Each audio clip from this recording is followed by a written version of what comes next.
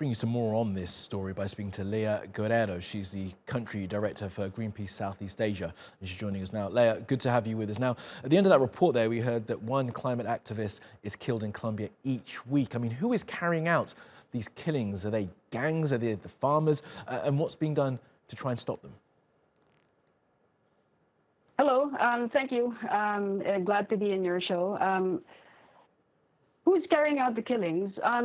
It's a different case in different countries. In some places, they're military, paramilitary, or guerrillas who attack environmental defenders. And Lea, is this all just based around the fight for resources? Is it the fact that there is money to be made by cutting down forests and making it into farmland or places where you can raise cattle? Yes, that is the case in most cases.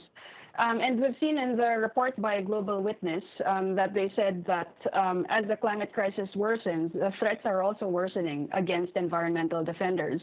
And most of the time, they are protecting their land or nature, the environment, from projects that are harmful to the environment, projects by private companies or projects by public entities.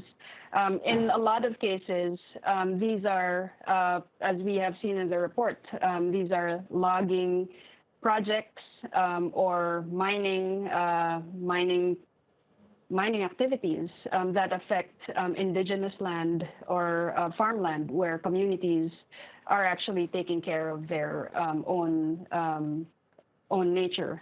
And is your understanding that governments where this sort of thing is rife in places like Colombia, in places like the Philippines, governments aren't taking the killings seriously at all? Yes, we don't think that governments are taking the killing seriously. They're not doing enough to protect environmental defenders and climate defenders. In a lot of these places, there's a culture of violence and impunity that is only worsening these attacks against climate and environmental defenders. And we feel that aside from investigating these cases that are happening with all the killings, the governments must go beyond protecting environmental defenders, but actually creating an enabling environment so that defending the environment is something that is not persecuted, but is something that is part of recognized as civic duty of people. Because without nature, without an intact environment, we wouldn't survive. Absolutely right. And I do imagine that your organisation, Greenpeace, will be raising this and many other issues at COP26 in Glasgow in a couple of weeks' time. And what we heard there in that report is that Celia is thinking about taking up arms to try and defend the forest. I mean, that's not where we want this to go, but is that a real possibility that people could end up fighting over these forests? We hope that that is not the direction.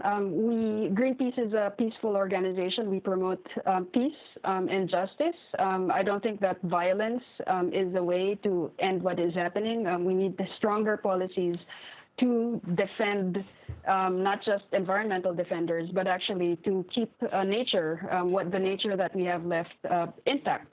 And this needs to be, in a lot of places, there needs to be a better understanding by governments that how we need to get out of this current crisis, the pandemic crisis that is going on with the backdrop of the climate crisis, is a green and just recovery. So governments need to ensure that their policies are geared towards protecting the environment and making sure that there is nature left for the generations to come.